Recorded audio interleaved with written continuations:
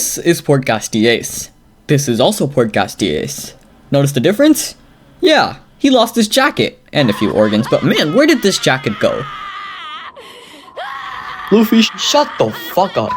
Anyways, today let's talk about Ace, because even though he took the second biggest L in the story, followed only by Kid, he had a huge impact on the story. But first, here's why you should subscribe using only Ace's outfit. When you look at this picture, what's the first thing you notice? That's right, his back tattoo. A skull. And who does the skull represent? Whitebeard. And who has a white beard? Me. No, I lied. I don't have a white beard. No, I lied. But who lies a lot? Usopp. So I'm basically Usopp, who's basically a god, so you should subscribe to me because I'm a god. Furthermore, I'm also the #1 Zoro's chest admirer, so I'm just saying, it's a win-win. Every video I do, I get worse at these. Ace is one of the best pirates we've seen in the show, not in terms of strength or even accomplishments, but because of what he embodied. For one, let's talk about Ace's dream. Along with Sabo and Luffy, Ace revealed his life goal was to become a pirate known around the world, and well, yeah, he did it. Ace's dream was never something grand like the Pirate King. In fact, considering his hatred for the previous one, I doubt he ever even wanted to become the Pirate King. Instead, Ace just wanted to be a pirate known around the world. In other words, Ace is the biggest clout chaser. Yeah, I'm calling him out right here, right now. Welcome to why Podcast Ace was just an influencer wannabe. As I was saying before I went on the tangent, Ace's goal was pretty much accomplished. In fact, it was more than accomplished. For a brief period of time, the entire world's eyes were on him. But listen, I know what you're thinking about, and yeah, although this isn't the ideal situation for his dream to be accomplished, better late than never, am I right? Nah, but for real, even before the war, he was known throughout the world as one of the feared commanders of the Whitebeard's ship. A commander of a Yonko ship is a crazy thing to achieve, and he managed to do it. Out of all the pirates in this show, Ace is one of the few people to achieve his dream. Achieving your dream, no matter how large or small it is, makes you successful, so in a way, Ace is one of the most successful people in the show. In a way. A weird way. Continuing on though, another thing Ace succeeded at was embodying the theme of family. I covered this when talking about the theme of family in general, but Ace is pretty much the definition of found family. He didn't have parents present in his life, but he eventually found a family through Luffy and Sabo, and then later on with the Whitebeard pirates.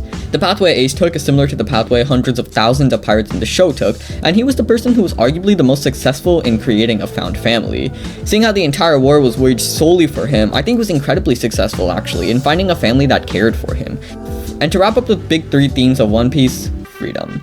I'd like to argue for a long time that Ace was free. When he was traveling with the Whitebeard pirates, I'd argue Ace was one of the most free pirates on the sea. If anything, this is the theme Ace fails at, however, because there can be an argument that he wasn't free after what happened to Dutch. It's clear that if anything, Ace was trapped in his own mind, focusing only on getting revenge. If you look at the time before that, however, Ace was undeniably free. He hung around with Whitebeard, went to Kaido's territory, and wasn't even a bit worried, met the red-haired Shanks, and just had a chill drink with him.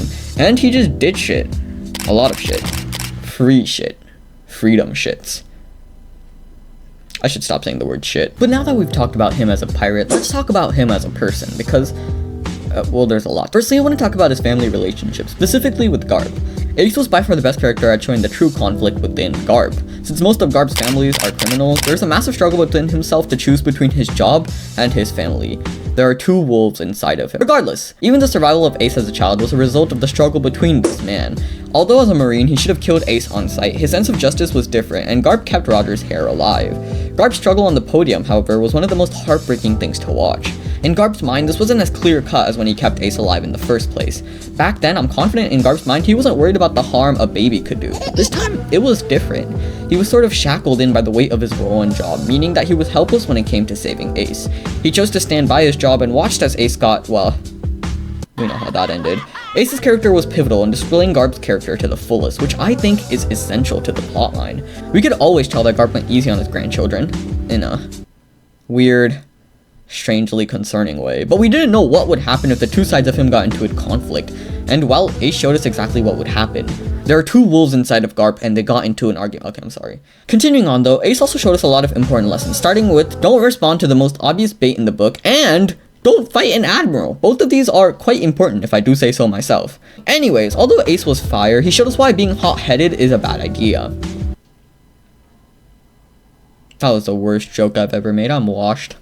The power of not fighting back has been a very important power throughout the show, but Ace showed us why the opposite is important as well.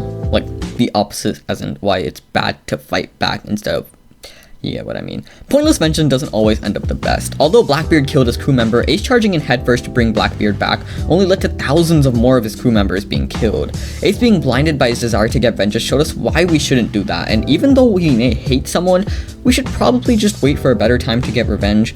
The power of not fighting back is constantly stressed in One Piece, and it's always shown that it's important to remain level-headed and not just blindly charge at someone. From Shanks to Luffy and pretty much every powerful pirate, they know when it's better to just chill and not go for vengeance. But Ace showed us the consequences of just charging in head first, and well, those consequences were pretty bad. Now let's talk about Ace's impact on the Straw Hats, because well, he had a pretty big impact on them. I'd argue that Ace had by far one of, if not the largest impacts on the Straw Hats crew due to his death. He died right after Kuma split them apart, which meant no other Straw Hat was there to protect Luffy. Because of their weakness, none of them could help their captain in a moment that would forever change his life, which is a major moment in their lives. I think Zoro is the best example of this. Him being unable to protect Luffy made him bow down to Mihawk, a man he strives to kill at the end of the day.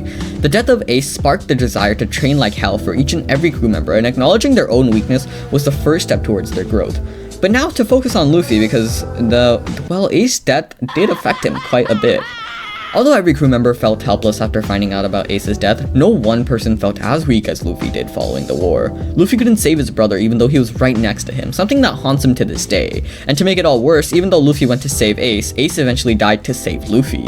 It's safe to say that Ace's death is by far the worst thing to happen to Luffy in the entire series.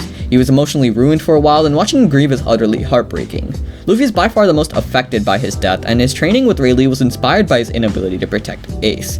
Overall though, Ace was essential to every crew member because he made them realize their weakness, something that inspired their training, which eventually led to their survival in the New World. Continuing on though, what Ace did arguably best is that he showed us that the story is changing. Ace's death marked the end of the pre-timeskip era, where it felt like the crew could do nothing wrong. His death showed us that not only is Oda comfortable with killing off characters we love, but the story itself was getting darker. The entire war arc in general symbolized One Piece taking on a darker tone, and Ace's death was the final piece of that shift. Following the war arc, it felt like One Piece has gotten only darker and darker, and this was all started by Ace's death. Ace symbolized the end of an era of One Piece filled with comedy and happiness. From now on, things would be incredibly dark as we enter the New World.